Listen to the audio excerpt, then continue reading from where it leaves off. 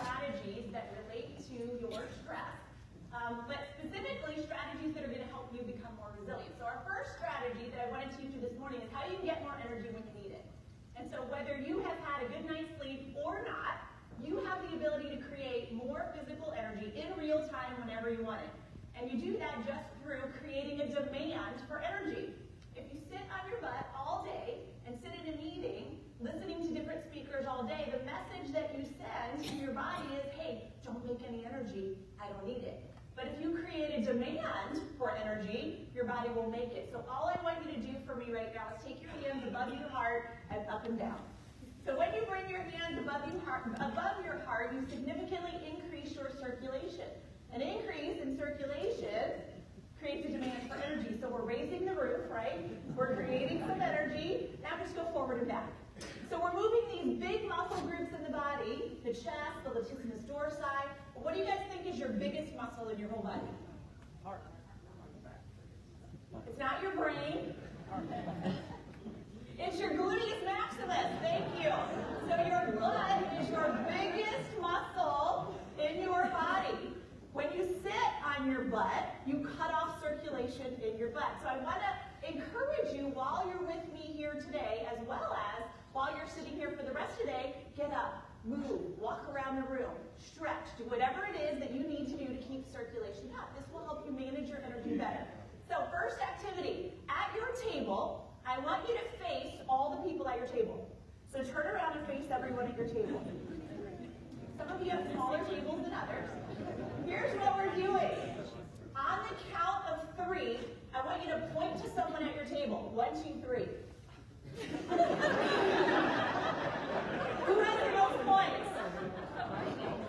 Whoever has the most points, they are your table leader.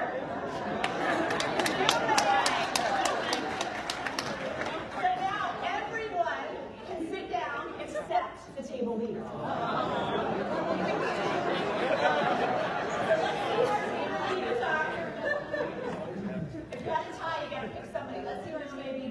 But I wanted to expose you to just a little bit of stress and see how you respond. How many of you had a physical response to that? So maybe your heart rate went up a little bit, like, I don't want to stare in the eyes of this person, or maybe you got a little bit anxious about that. I saw a physical response because many of you were doing this, and some people's hands were shaking, and they were, moving around. So there was a physical response there. How many of you had an emotional response, meaning you're kind of irritated that you got to do this? Right? How many of you saw when you get to stare into their eyes, you get excited?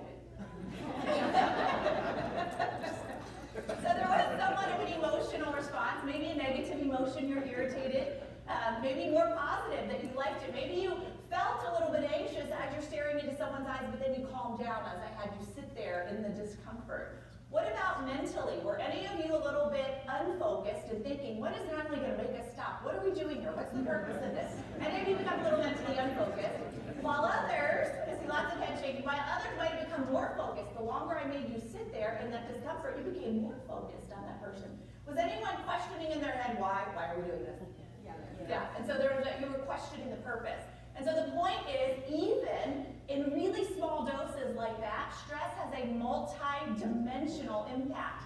There was a physical impact, there was an emotional impact, there was a mental impact, as well as what we call is a spiritual impact, which is around purpose and the why of what we're doing. So you guys can have us more resilient.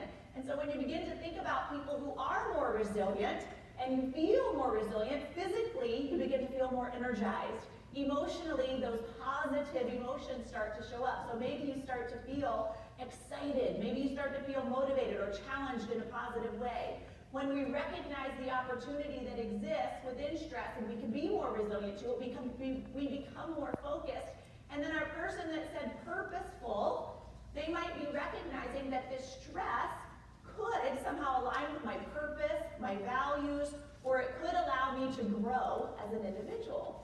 And so these 4 energy dimensions are very separate, but they're very interconnected as well.